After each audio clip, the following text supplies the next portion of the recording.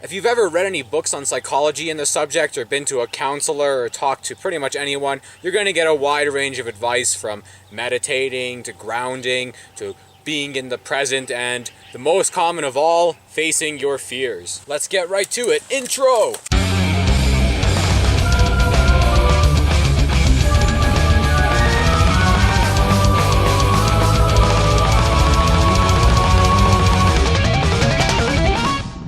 So, hopefully my key tips will help you out here, and the big fundamental point here is avoid your fears. Do not face them.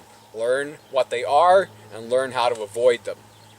If you want to stop watching the video now because you feel like you've got the gold nugget, by all means go ahead. The most accurate model, I think, for anxiety and panic in the brain is to see it somewhat like a wound. So every time you do something scary, it's kind of like punching yourself a bit. Punching yourself a bit, you're just going to heal up in 2 seconds and be fine. But if you punch yourself too often, or with too great of an intensity, you're going to get a bruise. This is the same thing with fear. If you subject yourself too much to fear, or for too long, you're going to develop an anxiety or panic disorder. All you have to do to fix a wound is literally nothing. You just have to stop punching the damn thing, right? And every time you subject yourself to fear or anxiety, it's like giving it a small or big punch. Psychologists look at the problem from the third-person perspective, and I feel that that's not useful in this case, and living through the experience is much more important. What they see is a person being limited to all these activities by fear. Therefore, by taking away the limitation on activities and making them do all these other activities, they think it will reverse fear. When in actuality, it will most likely substantially increase fear. Do I look like someone who hasn't tried facing my fears?